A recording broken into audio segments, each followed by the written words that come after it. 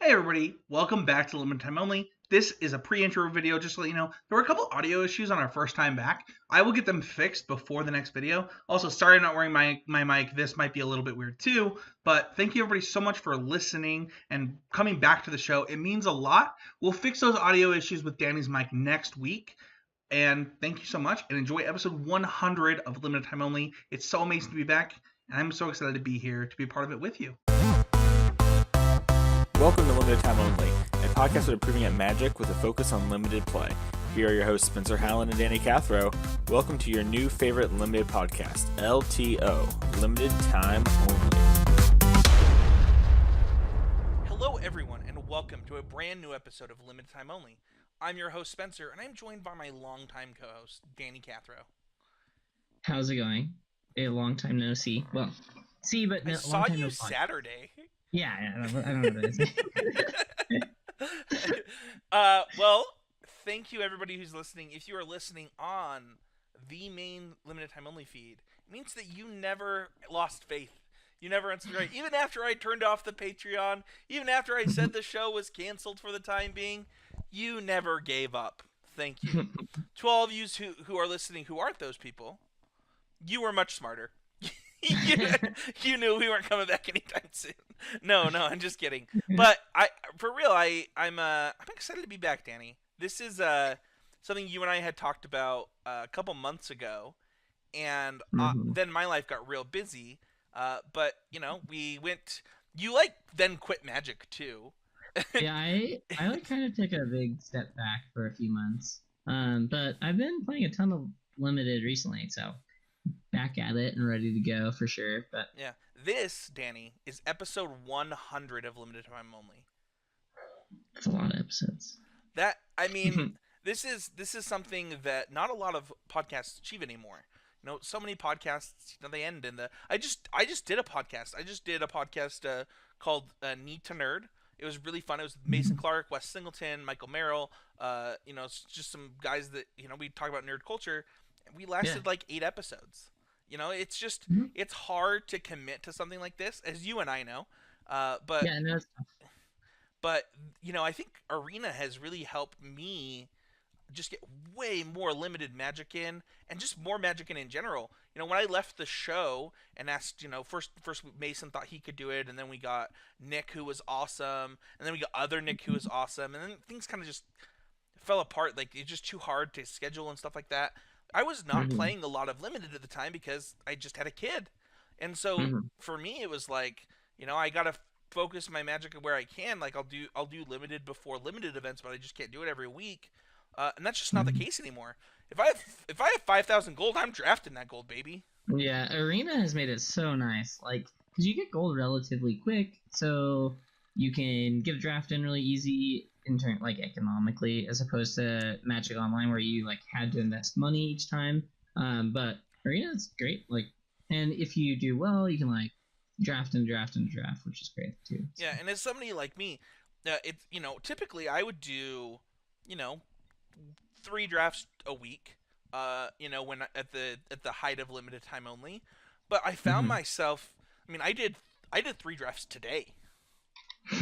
Yeah, I've been getting a lot in, or just I can stay up late and then for an hour or two draft, and you just go game, and then if anything bad happens. Yeah, for me, I think that when it was one of the coolest parts about this show coming back, to be honest, to me, was when I messaged you about it. You were very interested in. I want to know what the show's supposed to be about, and I want to deliver on that message.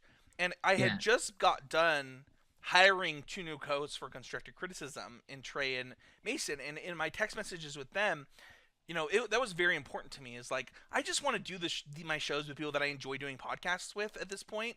I want to have fun with it, and I want to give back to the community. And you wanted to do that, but not only did you want to do that, but you also wanted to focus to the show. And I think you and I have both decided that we're going to focus on the fact that we draft on Arena now, and we're going to be an Arena draft podcast. Yeah, it makes a lot of sense.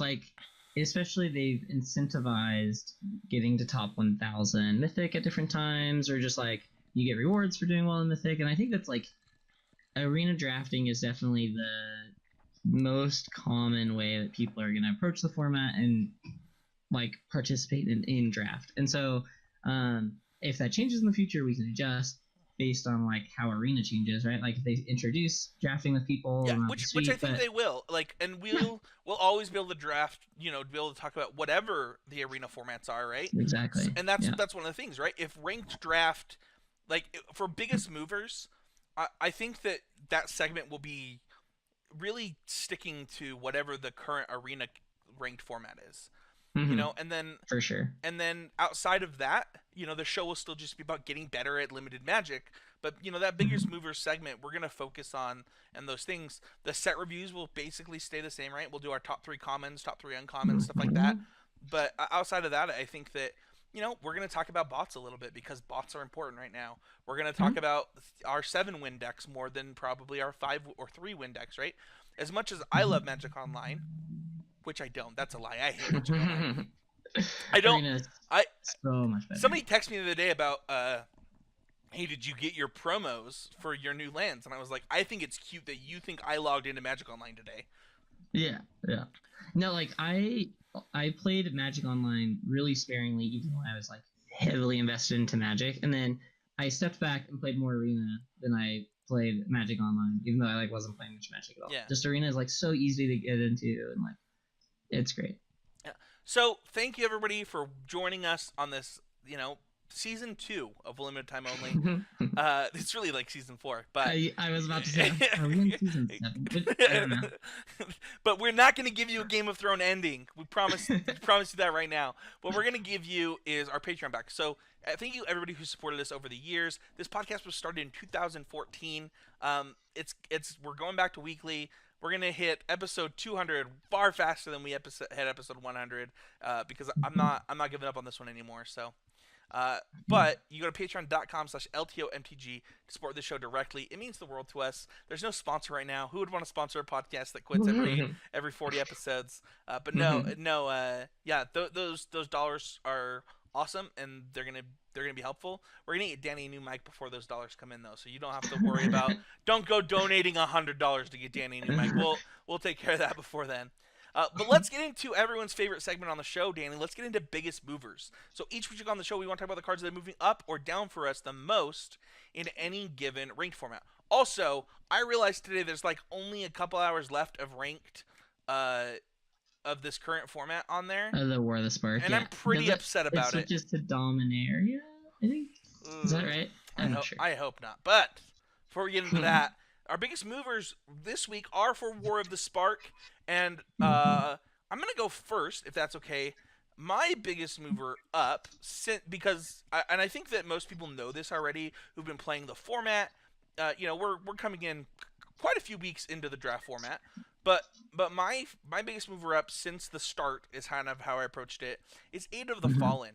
Now, I've always been like a fan of the Macabre Waltz Tormenting Voice cards. Like, I think, Macabre Waltz typically is even much better than Tormenting Voice. But this card was one that I kind of had my eye on, that I thought this could be pretty good in Limited. And it tends to be really good in the decks I like to draft. I think it's really good in blue-black. It's really good in green-black. And because of that, this card has just kind of moved up and up for me. I don't have to kind of worry about whether or not I'm going to get these blue draw spells for my green-black deck, because I just prioritize Planeswalkers, and I typically can get an Aid of the Fallen. I've been playing more and more copies of that card. Oh, in Arena you can get a lot. I don't need decks that just have 4. Like, yeah, I think I've played 3. Like, yeah, I actually think the card. Really good. I think the card is actually quite good. Now when you have to prioritize Planeswalkers. Correct. Yeah. Really consistently. Yeah. And I also kind of like. I had a game today where my opponent attacked my Planeswalker. And it was sweet. I was like, and then I drew a proliferate spell, cast it, killed my own Planeswalker, then I was like, this is so sweet. And the Planeswalker was Vraska, so it was even sweeter. Yeah, just keep getting the deck touchers.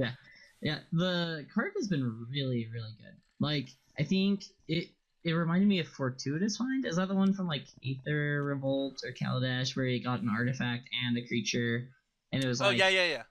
Like, it was the same concept where that set was so artifact driven that it was like always a 2-for-1, and this is the same concept where like most of your games it's going to be a 2-for-1 because you at least on Arena, you can normally get like 4 or 5 planeswalkers, hopefully. And then you're really likely to draw one, and they'll pressure it, and then you can get it back. It's been really impressive. Yeah, your biggest mover up was I was hoping to sneak it in next week, but you got it in already. Yeah, no, this card's been great. So it's Dreadmalkin. So it's black for a 1/1 menace, and then it has an activated ability, 2 and a black, sacrifice another creature or planeswalker to put 2 counters on it. And pressuring planeswalkers has just been huge. So basically every 1 and 2 drop has been like I've had to rethink how I approach them based on how they can kill a turn 3 or turn 4 planeswalker, because that situation just comes up so much, whereas in other sets it's not as common. So like you don't have to think about that. Like you can play different 2-drops that are defensive, but like defensive 2-drops aren't really as good in this set because they can't pressure. Yeah, I find myself kind of liking cards differently and prioritizing cards differently because and I've even fallen for the trap myself where you're like, I don't really need to play something on turn 2. Nothing's gonna happen. But the problem is if they go 2-drop, 3-drop planeswalker and you didn't play a 2-drop, you just probably went pretty close to 0% to win that specific game. Yeah, the set has been really weird where like Eight of the Fallen's amazing. That card is very slow. It makes you it does nothing until the late game where you've already traded off a lot of resources and it gets a 2-for-1. But so the game gets to that point quite frequently. But if you don't if you don't have a way to protect or attack planeswalkers on turn 1, 2, 3, then you're gonna fall really behind and get snowballed. And so your deck's really weird where it's like a bunch of 2-drops, but then also like crazy good late game. So you want to kind of like balance this, and this card's perfect for that because it's a 1/1 menace that like on turn 3 you can pump it and deal 3 damage to a planeswalker pretty reliably.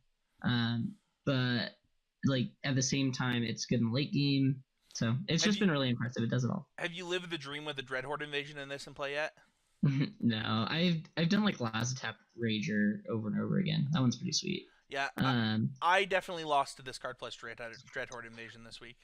Yeah, and there's a lot of removal, so this doesn't have to always like kill them on the first try, but like pretty often it just will. I mean, like there's a lot of removal, but this thing gets really big, and there's a lot of threats that you're gonna have, right? So if your 1-drop is now a threat that they have to answer, it's pretty sweet, right? Yeah. Well, now that we're done with our positive notes about the cards that have moved up for us, let's go a little bit negative here. I'll start. I think both of our cards are kind of major disappointments in this format. Like surprisingly bad. Well, so I still play mine for what it's worth. Like every time I get it, and I'll go to mine first. We have Erratic Visionary. It's 1 and a blue for a 1/3. It's a human wizard. You can pay 1 and a blue, tap it to draw a card, discard a card. This card is still serviceable.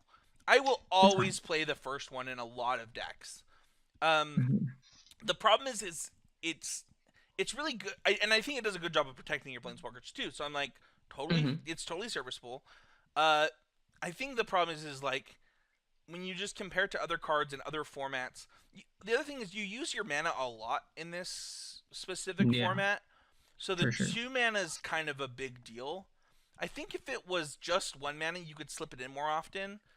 But the problem is like I'm replaying a 4-drop that I'm getting back from an 8 of the Fallen, or I'm like, or like you're just playing 6-drop planeswalkers. Yeah, exactly. And you're playing Tamiya's Epiphany in blue, where it's a 4-drop draw spell, right? So yeah. And like, or like I have a Spellkeeper weird in play, and it's like, well, this Spellkeeper weird activation is way better than this, than this looting, and it's just kind of hard to fit things in because of that. That being and I think I've valued creatures that can do both. So like comparing this one to the red 2-drop. Mad Prophet?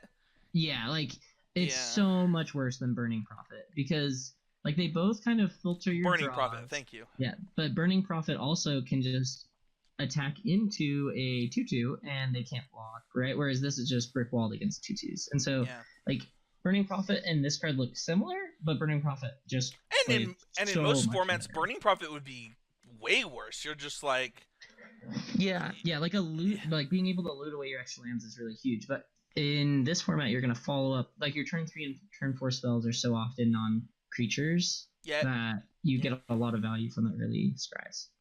Yep. But, I completely agree. Your and biggest. then my biggest mover down was Soren's Thirst. This one's really weird. I think it's kind of similar to the Visionary, where like you just can have better effects. So there's like a few reasons why Soren's Thirst has underperformed. There's like better removal. So I think we're used to really bad common removal spells, but now we have like Omnix's Cruelty, which is way better, and Spark Harvest, both at common in the same color, and so like that by itself just makes this one way worse. There's just two better Jaya's Greeting is easier to cast, kills more things. Mm-hmm. Like, I mean, yeah. But like normally Soren's Thirst would be a good card. Pyrohelix kills two things. I would play Pyrohelix, but like, and it kills Planeswalkers. Like, yeah, the difference between this and Pyrohelix is really interesting because I think it's mostly the casting cost. So like if this was 1 in a black and it was like a Moment of Craving basically, then I think it would be like as good as Pyrohelix or better. But you so often are trying to splash. I don't think it would. How many times have you killed 2 Planeswalkers with a Chandra's Pyrohelix? That actually does come up a lot. Like, have you ever killed your own Planeswalker? Yes. And one of their things with and then you ate up the falling it back. Yes, I have done that. Yes, that's the but yeah, I think Soren's Thirst is like, because of that, there's just so many better options, and like it looks like, oh wow, this is removal. Removal's good, but you can actually wind up with decks that just have piles of removal, and you're just going to lose to all these Planeswalkers that just outgrind you. So, yeah. Yep, I completely agree. I'm not even gonna lie. I've cut down to 0 Soren's Thirst a lot, like a lot, just like not even playing the card. And I'm not sure that I'm wrong yet. Like I know, I think it's actively like a D in the format, like just not good. You don't want to play it really. Yeah, that's interesting for a card that was like premium removal in other sets. So that's go Michael Hinderocker, I guess. He's designing it so we can enjoy it. I like it.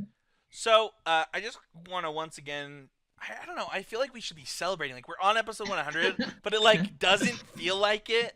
Yeah, I did get the most excited about us mutually agreeing that Chandra Pyrohelixing our own Planeswalkers is like the greatest feeling. That I think both of those are very exciting. Episode 100 and that, they're both great. Well, I just wanted to kind of take a moment to think about like this podcast, while took years off, is super inconsistent. I think Josh Collier, one of our listeners, he jokes about it all the time. But I think that Arena has really ignited my love, and it was actually the same thing for me. That Chandra Helix conversation just now like made me think about how grateful I am for the people that have supported this show through all of its kind of tough times. And I'm really excited to be giving back and being refocused with Danny here. So I'm also really excited. Speaking of being focused, Danny, this week's Training Grounds is about lessons we've learned in Limited. We're going to talk about kind of the biggest lessons that we've learned over our time playing Limited Magic. I think that I am really excited for your number 3, by the way, because we're going to talk about a sealed deck. I'll go first, though. And I think that you took this out. This was going to be yours, too. Which it was. I saw your. I decided, I tried to mix it up, but yes, this was. I thought of the exact same wording as yours, then I changed it. Yeah, I think the biggest thing that Limited has taught me is kind of the value of a card. I think it's also one of the reasons that I think adjusting the mulligan rule is so important. I personally played in Pro Tour Vancouver where they adjusted it to the scry rule, and I had a conversation with PSAMs. He came up to myself and he says, "Hey, I understand this is your first Pro Tour. Like, tell me what you think of the mulligan rule." And I was like, "This is the best thing that's ever." I don't really care what it does to other formats, but specifically in Limited, this is the best change ever since I started playing Magic. And that was just a scry one. Yeah, and the new one seems like it's perfect for Limited. Like, the better that you can make mulliganing, like, you don't want it to obviously be broken, right? Like, better than having a 7-card hand, but as like close to having a like there's just a real shot cost. to win the game. You still have one less card, but at least you get a chance to play, which that's what limited is really about. Like, you just want, like, limited's fun where both of you get to cast all of your spells. It's not fun when one person just draws all of their one colored basics and stuff. But, Yeah, I think one of the reasons that sealed is my favorite format, by the way, is because it's limited, but it's more often that everybody gets to cast all their spells in sealed. Like, yeah, because the game is slower. yeah, the game's slower. Yeah. Everybody just gets to cast their spells. It's why that format is so great to me. And I think that one of that the value of a card has taught me that in limited, right? You know, understanding when to make mulligan decisions, understanding that this 2/2 probably doesn't do anything. There was an episode that we did with Drew Walden that, before you joined the show, and I think you and I have talked about this on the show too. When you play a 3/3 for 3 mana, you know, it blanks your opponent's 2/2, right? That 2/2 becomes less relevant. That doesn't happen in Constructed. My 2/2 is not all of a sudden dead because you have a 3/3. I'm just gonna play an Anthem effect and attack. Yeah, right. Or, like, your opponent plays a young Pyromancer, you're like, ooh, but I have Thrun the Last Troll, like, and then like, no, that's not how it's like constructed. They're like awesome. I will cast an Edict effect, get a 1/1 and attack. Yeah. And you're like, darn it. It's really weird. Like, I started playing limited, so like I grew up playing limited, but not really knowing what constructed Magic was at all. Like, I just didn't really understand the concept, and so like I think I like started from a good base where I like have these principles, like a value of a card, right? Like, if you're trying to tell me that you played Gather Courage and knew the value of a card, I'm gonna challenge you. It did get me. That's factual. But yeah, like knowing, just knowing, like drawing 2 cards with 1 card is really good. Like, I think it's a lot easier to learn that when it's in limited, where you're like every like random 2/2 and 3/3, like you see how much it's worth and like what it can do, and like I don't know, it's really interesting. Well, Mark Rosewater did a blog post about this where he talked about when they gave these decks to people to try Magic for the first time, and they removed instants and sorceries and just gave them creatures and lands, and the game was still sweet to them. Like it was still a puzzle to figure out, and I think that, you know, that's something that I learned a lot about in limited, right? I had a draft that I think you saw that was my first draft in this format, by the way, that 7-win deck. Oh, nice. And like, I drafted this blue-red deck, and after I played sealed in this format where I just was miserable, I was like, oh, I'm gonna hate this draft format so much.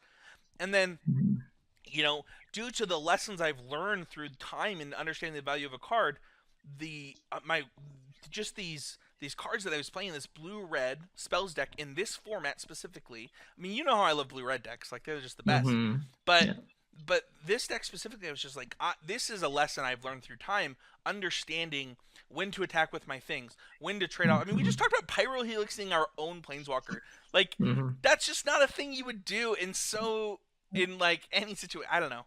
Yeah, it's definitely unique. Like, I think that you get to do a lot of ingenuity and like using every part of the buffalo in limited, which is really fun, right? Like, oh man, have you been listening to constructive criticism?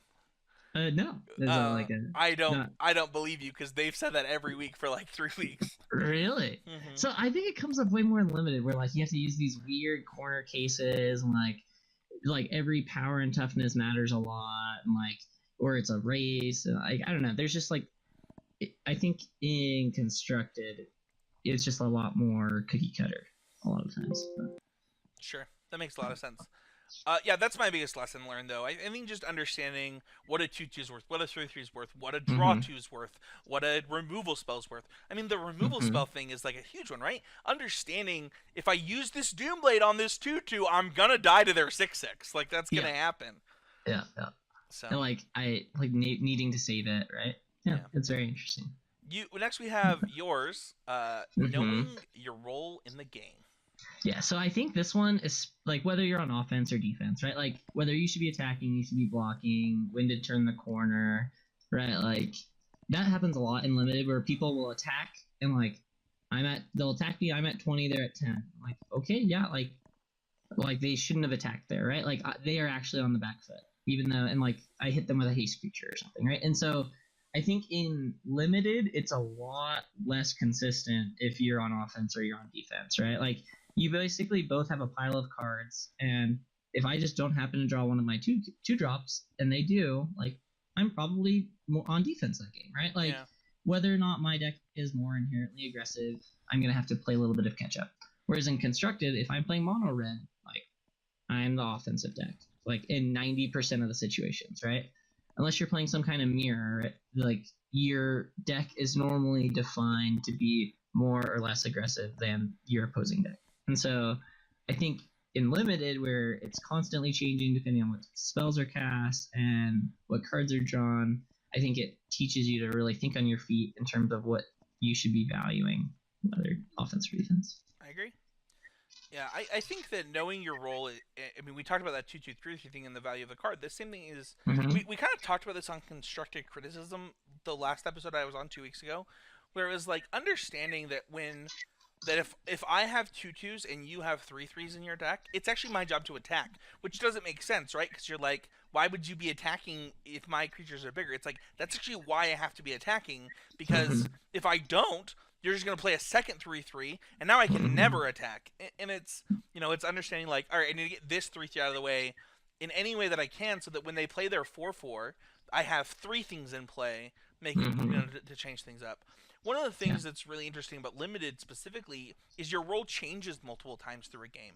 It's not just like, it's not like in constructed, right, where I have 17 Savannah Lions in my deck.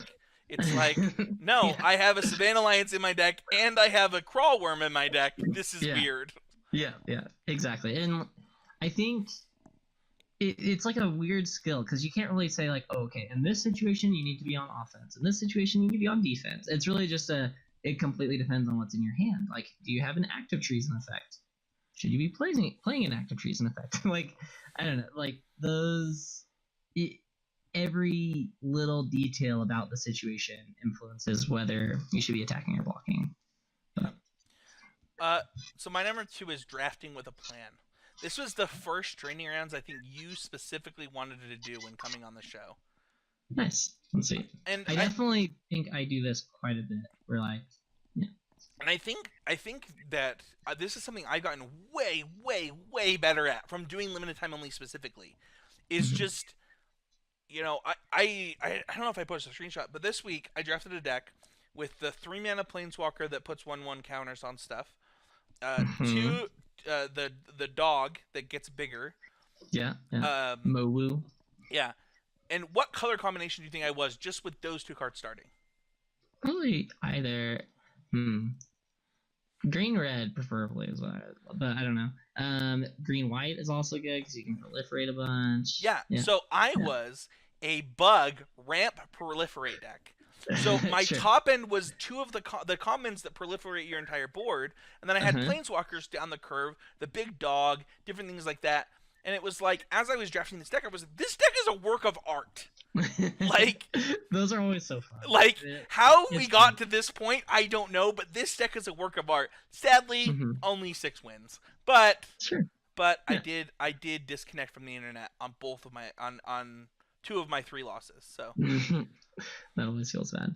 But I think that is definitely a lesson that I always like to think. So you're going to be inherently the same lucky as all of the other people that you're drafting with, right? So if you just get into the habit of like drafting what's open, I draft the best green card, best red card, right? Like just go through the thing. You're just going to kind of have a pile of green and red cards, and normally like that's fine. Like you'll probably have good green and red cards, but you might not have like as coherent of a plan, and your deck might not be as cohesive as it can be. And like I've definitely tried to get, like some people call it cute while drafting, right? Like I'll draft a lot of synergies because I value having high power level a lot. Right? Like I like my top end draws to just be really, really good and definitely. Yeah, you definitely subscribe to the Mike Segrist style of.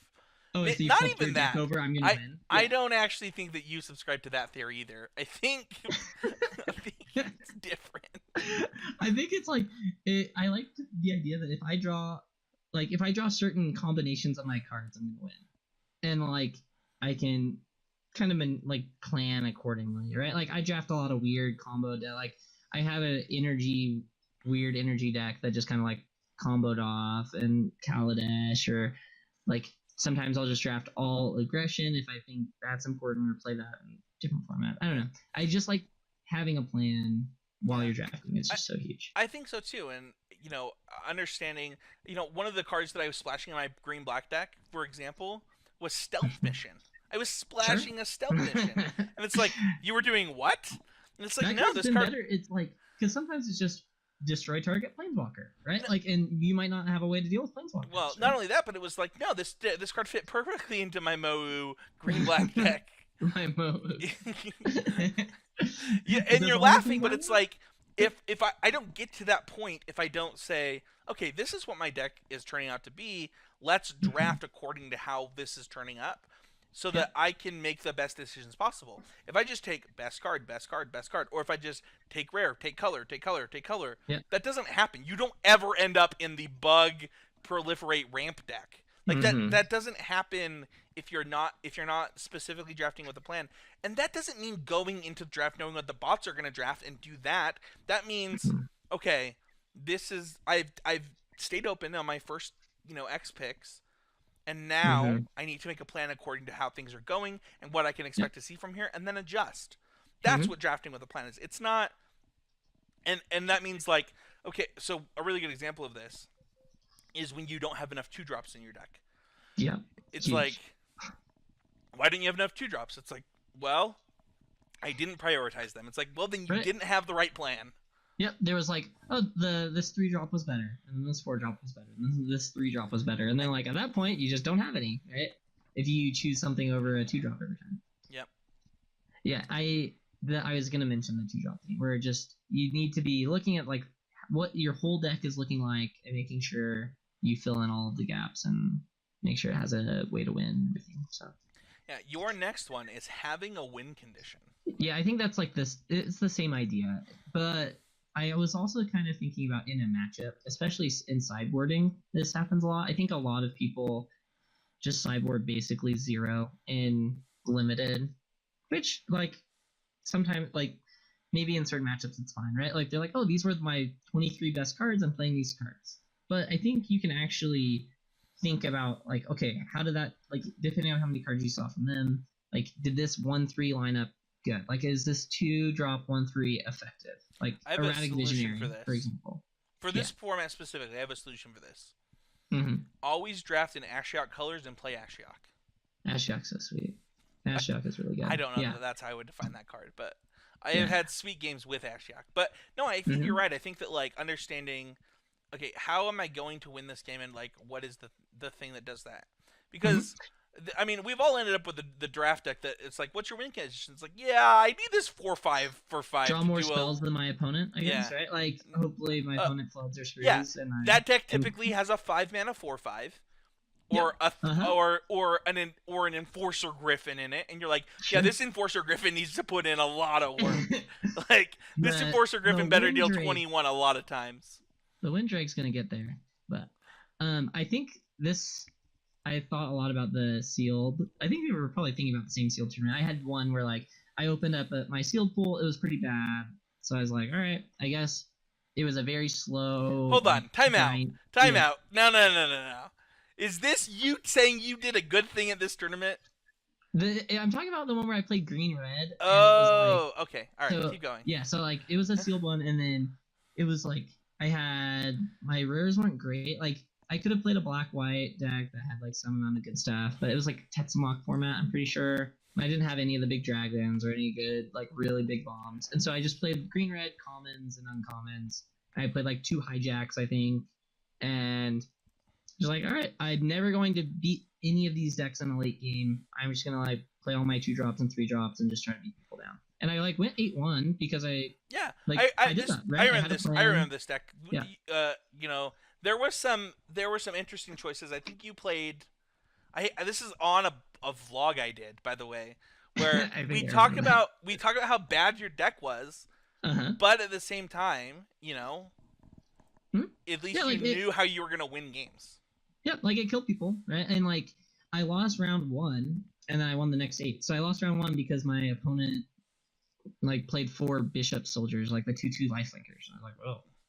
Can't beat that deck, right? But I could beat all the Tetzmoc decks because I don't know. I just like always played a 2-drop, and then I always played a 3-drop, and then I always played 2 more 2-drops, right? I just played like 13 2-drops or something, and some combat tricks, and I liked that was like a very rewarding GP to do well at, just because like yeah, I don't think other people would have noticed like that their seal pool was bad and that they needed to do this different strategy than what is normally the best. So that is not the when you said seal tournament, I thought you were going to your number 3, and I thought you were not going to admit that you were wrong. But we'll do mine first so that you can try to attempt to stay faced, and we'll do the power of synergy. Because I think that one of the things that I was really bad at for a long time is like drafting synergy decks in limited. I don't know what. Now I love drafting synergy decks because it's the most fun thing to do. But it's super fun. But I also know when you don't have that or when the format's not about that. But I think that was a skill I had to develop, right? One of the things that my friends like to accuse me of is that I play red in every draft format because I don't like synergy. And I do prefer to play red in a lot of limited decks, but that's usually because everybody undervalues red cards and they think that they're all garbage. Especially when the format's new. It's like, it's not as fun. It's not as fun. It's not fun. Sorry for all my 3-0s in Pro Tour testing from drafting red decks. I'll just brush that off my shoulder. Boring. Why did you beat me with these two? Anyway, my point is that because of like so much of my drafting in a format, because like when we had Alex or me or Quentin or you or Michael, like we'd have a draft day, right, where we do 8 drafts, then the next day we do 10 drafts, and like that just got me really deep into the format really, really quickly. And so for so long, like my goal, like no one else was going to draft these decks, so often I'd be drafting against the best players that I knew. I'd be drafting these black-red aggressive decks, these white-red aggressive decks, these green-red aggressive decks, these red-blue aggressive decks, right? Like there was no red combination that was out of line for me to be attacking you guys. Yeah. But I think eventually, like, I learned how to draft. Like, I learned when a Teferi's Time Twist is good in my deck, which was like something I just wouldn't know before. Or I learned, when we just talked about Pyrohelixing my own thing to get it back, right? Like, I don't know. I think that understanding what your deck is trying to do will let you draft more decks, and I think that synergy is a huge part of that. I drafted multiple Thunder Drakes for my blue-red deck, and I was like, there's no chance I'm ever casting a double-card spell. I'm not playing this. There are other things that I can be doing, and what my deck wants to do in this deck, and I can create synergies from different things. And I think one of the things that I learned is that you can have a large amount of synergies in your synergy decks, right? If one of my cards works with 2 of my cards, and those cards work with other cards, you just have to interlock the right pieces. They don't have to all interlock, which is something that when you play a lot of constructed Magic, you think all my cards have to do this together. And in limited, that's not the case. You just want lots of interlocking pieces in your synergy decks. Like, if I happen to draw these 2 together, it's going to be better. And then if I happen to draw these 2 together, it's going to be better. And, like, you have lots of little interactions like that where, like, oh, this works nicely. I drafted a ton of Cube growing up. Like, I just, like, grew up on Holiday Cube. And so I think that's a really good place to learn that, too, where, like, there's lots of power, and you're just trying to, like, if you can match your cards better than your opponent can, you're going to be able to, like, be really, really advantaged. Yeah. So that's my number 3 biggest. What yours is admitting that you are wrong, Danny. Yeah, I think this one is just huge, because in Limited, it's actually just so hard, especially around spoiler season, to know what's good. Like, there's a whole format. There's, like, all these different rarities, so you don't know how, like, at least for me, I know the difference between a rare and a mythic, but I don't know if I apply that to games as, like, if I think about the format, it doesn't make as big of a difference, or, like, uncommons and stuff. I don't know, like, you just can't fully grasp the entire concept of a set, how a set is going to play out just by looking at spoilers. And so you need to be willing to adjust and say, like, okay, this is good now, this is better than I thought, or this was worse than I thought. And, like, if you're not willing to go up and down and change how you approach a format, you're going to really struggle. And so that was the main thing. And then also, if you, like, do stupid things, even if it works out. You have to like be willing to admit, like listen to good players that are saying that it's dumb for some reason. But I think you were referencing the sealed tournament that I No, went like. I so- went like 7-2, but I was playing 7 vehicles and like 8 creatures. So I have a my end goal is obviously to get you to admit you were wrong on a podcast because it's been bugging me for years. I think honestly I think that had I not day 2'd by losing my last round of that tournament and then watched you win the way that you won, maybe it's like a personal like my deck was so much better than Danny's, my opponents were so much harder than Danny's, and he's like, no, my deck was great, I made day 2 just like you, Spencer. And it's like, no, I played my heart out. I started like XO at this tournament and played against like 3 Pro Tour players. Oh man. But no, for real, I think that despite that, you don't actually have to talk about it. I finally have released for all good now. But Vehicles were a new mechanic, so I mean, it was just hard to really understand the ratio that was appropriate for a deck. I think. So were you wrong? I went 7-2, so maybe. Just kidding. That I would not approve of that ratio in the future. Although one of my vehicles did animate the other vehicles, so it's like a creature, kind of. Yeah. No, it's funny. I think that this is one that, I mean, I have to learn constantly. Is just being able to be like, all right, I'm just wrong about this. This is not working. And you'll get so much better, so much quicker if you're just willing to be like, oh yeah, you're right. Erratic Visionary isn't as good as I thought in this format, right? Like, oh yeah, looters are normally good. It just plays out weird, and it's not as good, right?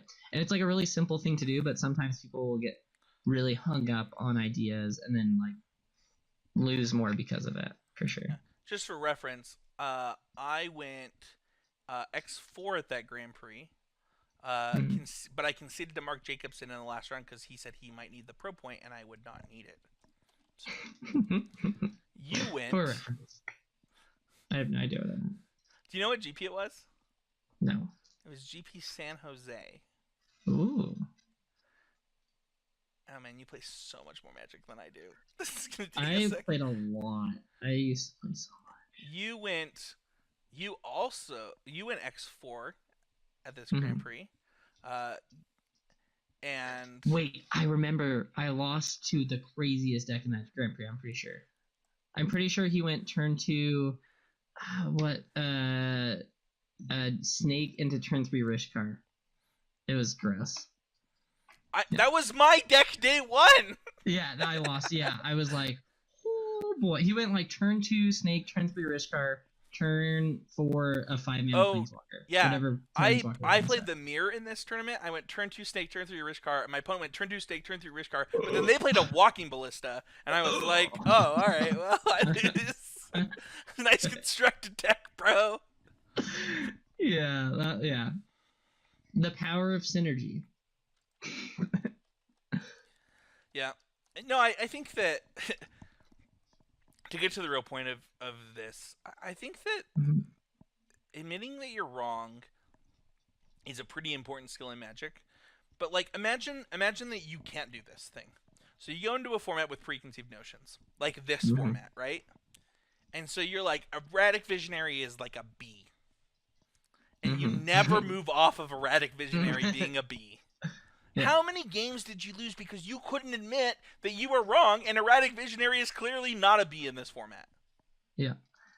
And it especially gets worse if there's some that are like kind of borderline, but like if you like some are like just not borderline, they're like not remotely close. And then I think everyone to a certain extent kind of holds on to what they think because I don't know, it's like us, we always think we're smart, and but just being able to reason it out, like you don't want to never hold to your laurels, or right, like you don't want to think you're always wrong. It's just being able to decipher when you're right, when you're wrong, listening to better players than you, think about listen to why they say that. I think it's like a skill to be able to approach the situation unbiasedly and figure out what the right situation or the right answer is. Yeah, I think so too. That is it. That is it. Is there any biggest lessons that you've learned from the podcast specifically, Danny? I think the biggest thing is I used to just kind of play limited for fun, but doing a podcast definitely made me like zoom out, think about the formats more, think about like, oh, like, well, what is my opponent doing? What am I doing? Like, I don't know, just like think. It's helped me a lot to think about Magic better, right? Instead of just playing, like I'm pretty good at playing. Like I can figure out what play I should make and stuff, but just to kind of understand bigger concepts a lot faster. It's been great. I think having to. I think the biggest thing the podcast has taught me is like having to have a reason for my opinions on things. So, for example, it's like we both talked about how we like Eight of the Fallen, right? And being able to say why I like Eight of the Fallen, or you talk about how you don't like Soren's Thirst, right? And in so many situations, I'd be like, I would just say things are garbage or they're not good. And I think one of the things that the podcast has taught me about limited specifically is that limited is more complicated than people give it credit for, and they think that they can just like make blanket statements, but like there are situations in limited so often where you say I shouldn't play this card, but then you get to this point in a draft and you say to yourself, okay, I should play this card. This in card is perfect in this situation. Yeah. I should be playing it. And I don't think that I learn that if I'm not trying to be able to express the things that I learn and be always improving with the listeners. So for sure, like just having that discussion and like back and forth about why you think certain things help so much, and being able to just get better and improve. So thank you everybody so much for listening. You can find me at Spencer13H on Twitter. You can find Danny at DJ Castro. You can find the podcast at LTOMTG. That's on Facebook. That's on Patreon. That's on Twitter. It's real simple. It's all the same. It's at LTOMTG. And then, you can find us in the draft queues over on Arena. I'm at CCMTG on there and Spencer13H. It's so much easier to remember. Mine's Papa General. It's like my video game name forever. Yeah, check us out in the draft queues, and I'm excited next week to talk about something new. Now that this is Arena Podcast, we have all kinds of options open to us for topics. So thank you everybody for listening. Head on over to Patreon, support the show if you can, and we'll see everybody next week for another episode of Limited Time Only. Bye. See you guys.